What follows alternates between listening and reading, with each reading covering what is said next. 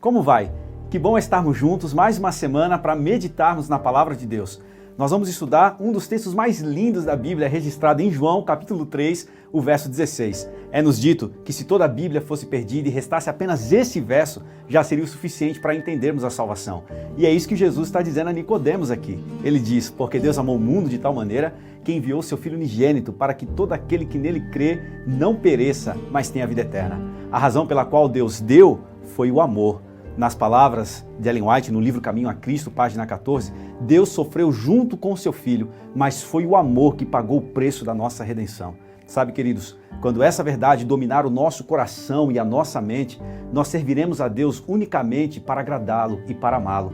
Nas palavras do pregador Jonathan Edwards, ele diz que nós agora obedeceremos a Deus não por nossa causa, mas exclusivamente por causa dele. Abra o seu coração para esse amor. Porque Deus amou o mundo de tal maneira que deu seu Filho unigênito para que todo aquele que nele crê não pereça, mas tenha a vida eterna. Ontem nós falamos da razão pela qual Deus deu, o amor. Hoje, o que foi que Deus deu? Deus deu Jesus. Tudo que o céu tinha de mais valioso para salvar a humanidade.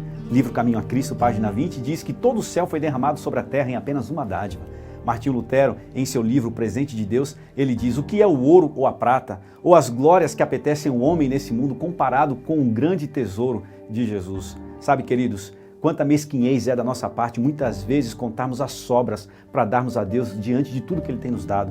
Que a sua decisão nesse dia seja as lindas palavras de um hino cristão: que te darei, meu mestre, por teu imenso amor, meu coração e todo o meu ser te entregarei, Senhor.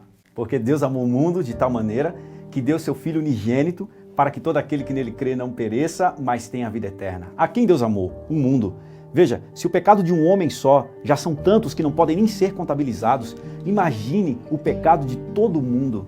O mundo envolve muita gente, não é verdade? Envolve as pessoas que não gostam de você, as pessoas que pensam diferente e não acreditam como você, as pessoas que já te magoaram, decepcionaram nessa vida. Sim, Deus entregou Jesus para morrer por cada uma delas.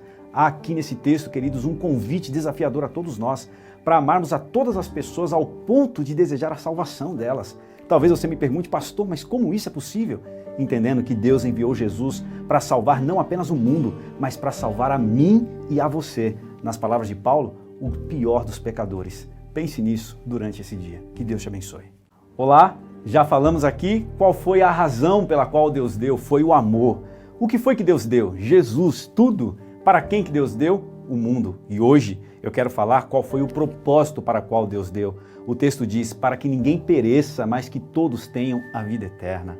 O propósito da oferta de Deus foi um propósito missionário. A salvação de um mundo inteiro estava envolvido. Sabe, queridos, toda vez que nós trazemos a Deus os nossos dízimos e as nossas ofertas, toda vez que nós dedicamos horas de serviço para o trabalho a Deus, quando você dedica aí o seu talento e os seus dons para algum projeto especial, em tudo isto, o único propósito deveria ser a salvação de pessoas. Não há propósito maior e mais nobre do que esse. E que honra é esta? Que privilégio é sermos participantes desse propósito de salvar pessoas com as dádivas que Deus tem colocado em nossas mãos. Seja grato a Deus hoje, nesse dia, por isso. Que Deus te abençoe.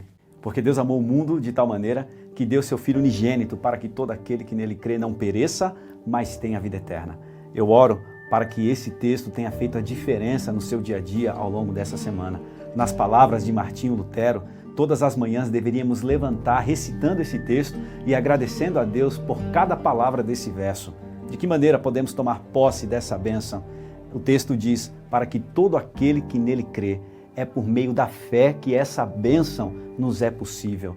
Nas palavras de Ellen White, a fé é a mão que se apodera de Cristo e dos méritos de Jesus. É quando a pessoa entrega toda a sua alma ao controle de Deus. Vamos orar e pedir para que Deus nos dê esse tipo de fé nesse dia. Que Deus abençoe você e te dê um bom final de semana. Um grande abraço.